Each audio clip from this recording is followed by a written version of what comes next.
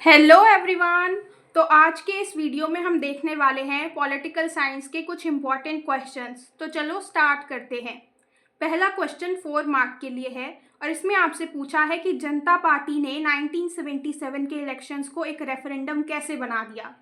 तो इसका आंसर देखते हैं। इसमें आप पॉइंट लिख सकते हो कि जनता पार्टी का जो कैंपेन हुआ था इलेक्शन को लेकर, 1977 के इलेक्शन को लेकर, उसमें उन्होंने नॉन डेमोक्रेटिक जो करेक्टर था, रूल था, जो इमरजेंसी के दौरान गवर्नमेंट जैसे काम कर रही थी, उन सारी चीज़ों पर ज़्यादा स्ट्रेस डाला। सेकेंड पॉइंट आप लिख सकते हो कि इमरजेंसी के दौरान जैसे लोगों को अरेस्ट कर लिया गया, प्रेस पर सेंसरशिप लगा दी गई, इस वजह से भी जो लोगों का ओपिनियन था वो कांग्रेस के अगेंस्ट हो गया था।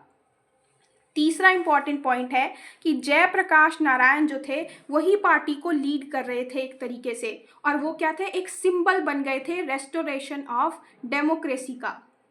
और फोर्थ पॉइंट आप लिख सकते हो कि जितने भी नॉन कांग्रेस वोट्स थे वो डिवाइड ना हो, ये भी देखने का काम किया था जनता पार्टी ने। तो ये 4 पॉइंट इनफ है और ये 4 मार्क्स में आप लिख सकते हो, और ये 4 इंपॉर्टेंट पॉइंट्स है जो आपको लिख कर ही आने हैं और मेन पॉइंट को हमेशा की तरह हाईलाइट करना है। सेकेंड क्वेश्चन भी जो है वो 4 मार्क्स का है और इसमें आपसे पूछा गया है कि 1967 का जो इलेक्शन था या 1967 का जो ईयर था उसको लैंडमार्क ईयर क्यों कहते हैं इंडिया की पॉलिटिकल और इलेक्टोरल हिस्ट्री में।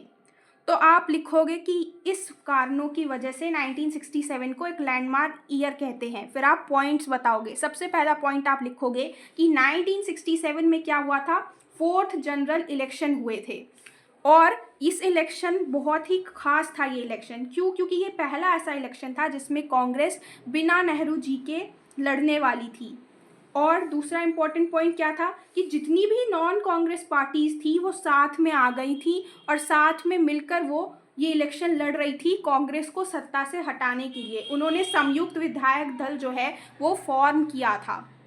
फिर आप और नेक्स्ट इंपॉर्टेंट पॉइंट लिख सकते हो कि इस इलेक्शन में जो है वो कांग्रेस जीत जाती है, लेकिन कांग्रेस उतना अच्छा प्रदर्शन नहीं करती है, उसकी सीटें जो है वो घट जाती है। इससे पिछले 3 इलेक्शन में नेहरू जी थे और उसी 3 इलेक्शन में कांग्रेस अच्छा परफॉर्म करती है, लेकिन ये 4th इलेक्शन में कांग्रेस जीत तो जाती है पर अच्छा परफॉर्म नहीं कर पाती है।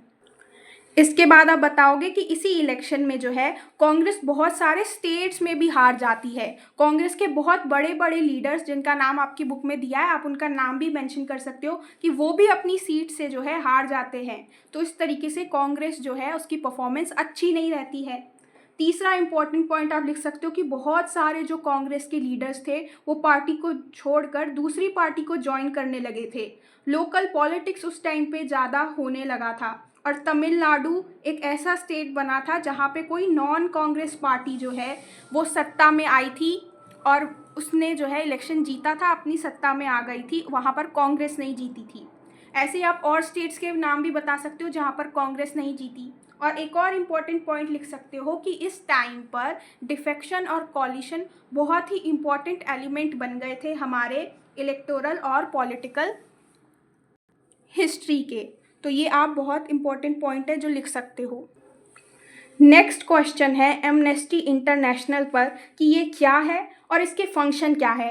ये 2 मार्क का क्वेश्चन है। तो आपको सबसे पहले बताना है कि एमनेस्टी इंटरनेशनल जो है वो एक एनजीओ है और ये एनजीओ क्या करता है, कैंपेन करता है प्रोटेक्शन ऑफ ह्यूमन राइट्स के लिए, यानी कि लोगों के जो राइट्स हैं उनको प्रोटेक्ट करने के लिए वर्ल्ड में अलग अलग जगह जो है कैंपेन चलाता है। फिर आप बताओगे इसके फंक्शन। तो इसका पहला फंक्शन आप बताओगे कि ये क्या करता है, प्रमोट करता है respect for all the human rights, यानी कि वही ह्यूमन राइट्स को प्रोटेक्ट करने का काम करता है। उसके लिए रेस्पेक्ट जो है वो प्रमोट करता है, अलग अलग जगह पर कैंपेन करता है। और दूसरा, ये अपनी रिपोर्ट्स को प्रिपेयर करता है, पब्लिश करता है ह्यूमन राइट्स पर, यानी ह्यूमन राइट्स पर ही ये अपनी जो इसकी रिपोर्ट है उसको प्रिपेयर भी करता है और उसको पब्लिश भी करता है। साथ ही साथ जहाँ जहाँ पर ह्यूमन राइट्स को वायलेट किया जा रहा है उनके अगेंस्ट भी अपनी आवाज़ उठाता है। तो ये था एमनेस्टी इंटरनेशनल।